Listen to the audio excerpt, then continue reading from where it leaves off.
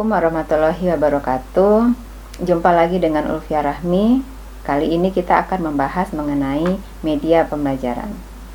Pernah nggak selama belajar ada rasa bosan? Pernah mendengarkan penjelasan guru atau dosen, tetapi tidak mengambil banyak dari apa yang disampaikan?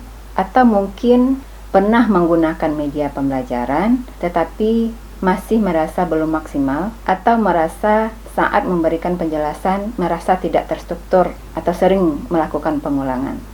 Media pembelajaran bisa menjadi salah satu faktor yang mempengaruhi hal-hal tersebut. Pembelajaran pada dasarnya adalah interaksi antara pendidik dengan peserta didik. Semakin tinggi interaktivitas yang tercipta, akan semakin efektif kegiatan yang dilakukan. Media pembelajaran mengambil peran dalam posisi interaksi pendidik dengan peserta didik, yaitu mempermudah komunikasi antara keduanya sehingga tercipta interaksi.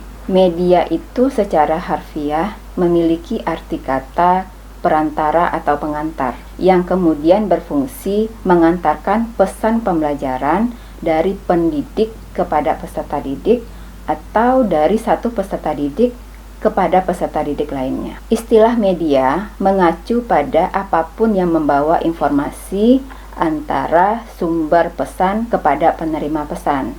Dalam hal ini, sumber pesannya adalah pendidik dan juga peserta didik. Tujuan penggunaan media pembelajaran adalah untuk memfasilitasi komunikasi dalam pembelajaran. Media pembelajaran ini berfungsi yang pertama memperjelas pesan agar tidak terlalu verbalistis.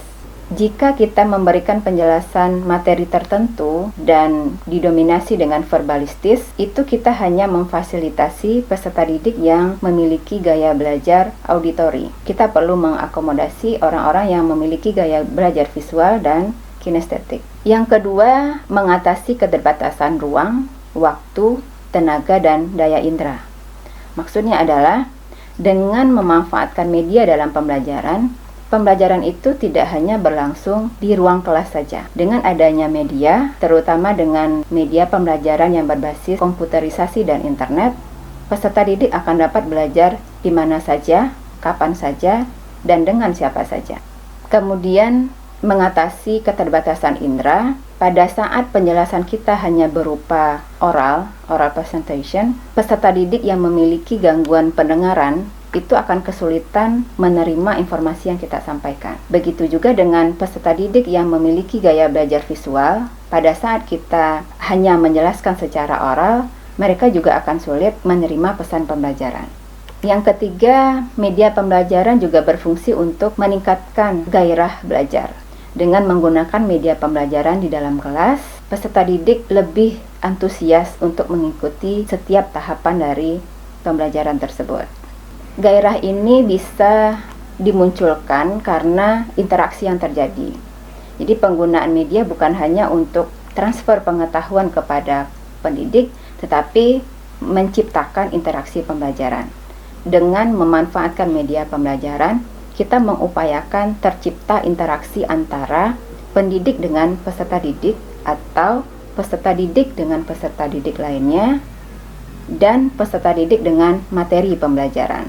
Dengan terciptanya interaksi antara pendidik, peserta didik, dan materi, pembelajaran akan menjadi lebih menarik sehingga motivasi peserta didik untuk belajar tetap terjaga dari awal sampai akhir pembelajaran.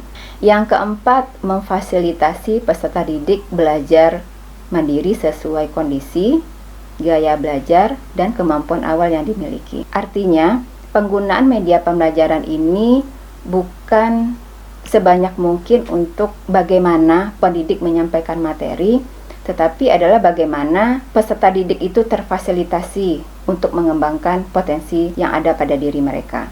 Media pembelajaran yang dikembangkan dengan basis kemampuan peserta didik atau gaya belajar peserta didik akan dapat membantu mereka menyelesaikan tugas belajarnya sesuai dengan kemampuan yang mereka miliki. Peserta didik yang memiliki kemampuan awal tinggi barangkali akan menyelesaikan lebih awal, tanpa terganggu karena menunggu peserta didik yang mungkin agak terlambat. Begitu juga peserta didik yang memiliki pengetahuan awal rendah, barangkali mereka akan sedikit lebih lambat tetapi tidak merasa tergesa-gesa atau merasa tidak terpaksa karena harus mengikuti peserta didik lainnya. Berikutnya yang kelima, penggunaan media pembelajaran ini berfungsi untuk memberi rangsangan, pengalaman, dan persepsi yang sama kepada peserta didik. Nanti kita akan bahas teori pendukung untuk pengembangan media pembelajaran, bahwa pembelajaran yang bagus atau media pembelajaran yang direkomendasikan adalah media pembelajaran yang mengkonkretkan seluruh konten yang ada di dalam pembahasan tersebut. Misalnya materi sel. Sel tidak bisa dilihat secara kasat mata. Ada alat bantu yang digunakan untuk melihat bagian-bagian terkecil dari sel tersebut, dan tentu alat itu harganya cukup mahal, dan media membantu mengkonkretkan, menghadirkan tampilan sel-sel itu ke kelas, apakah dengan menggunakan media gambar atau menggunakan animasi, video pembelajaran, dan lain sebagainya. Dengan menghadirkan konten secara konkret ke dalam kelas, seluruh peserta didik akan memiliki persepsi yang sama mengenai pokok bahasan tertentu.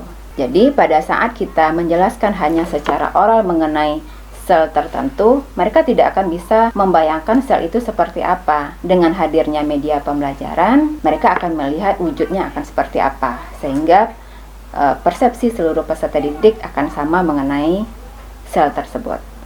Fungsi media pembelajaran berikutnya adalah meningkatkan kualitas pembelajaran. Dengan memanfaatkan media pembelajaran yang sudah mempertimbangkan pengetahuan awal, gaya belajar, kondisi, sumber daya pembelajaran yang tersedia, itu dapat menjadikan pembelajaran kita lebih berkualitas.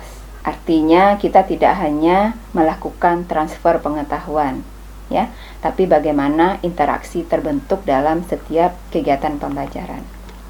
Kemudian yang perlu kita ketahui dari media pembelajaran itu adalah format-format yang tersedia. Menurut Smaldino, Lauter, and Russell tahun 2012 mengelompokkan format media itu menjadi 6.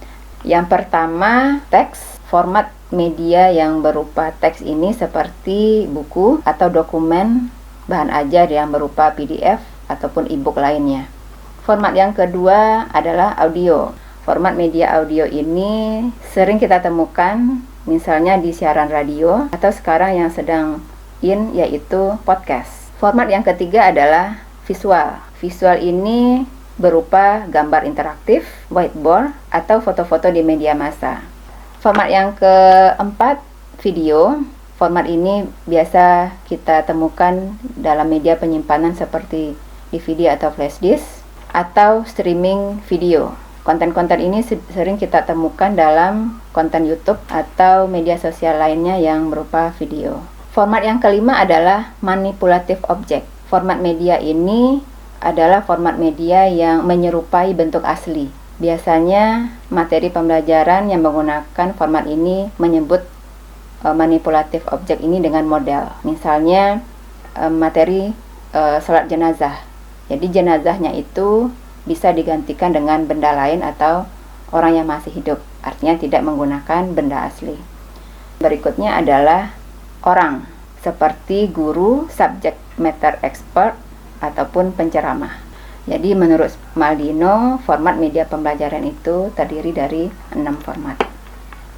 Untuk kita memilih media pembelajaran seperti apa yang akan digunakan, atau format media yang mana yang akan kita pilih, perlu kita mengenal yang namanya kerucut Dell. Kerucut Dell ini adalah kerucut pengalaman dari konkret ke abstrak yang dikemukakan oleh Dell tahun 1946. Dari kerucut ini kelihatan bahwa 90% kegiatan atau materi yang bisa diingat oleh peserta didik itu berupa bermain peran, melakukan simulasi, dan mengerjakan hal yang nyata. Artinya pada saat mereka berbuat dan terlibat, 90% mereka akan mengingat hal tersebut. Berbeda dengan tingkat keterlibatan yang hanya bersifat visual, mereka hanya bisa mengingatnya 30% saja, seperti melihat gambar diagram, melihat video, dan melihat demonstrasi. Dan yang paling sedikit mereka ingat itu 10%, yaitu membaca, karena keterlibatannya tidak terlalu banyak, hanya sekedar membaca teks yang ada. Persentase yang dikemukakan ini menjadi rekomendasi bagi kita dengan karakteristik materi tertentu, format mana atau media apa yang akan dipakai pada materi pembelajaran tertentu.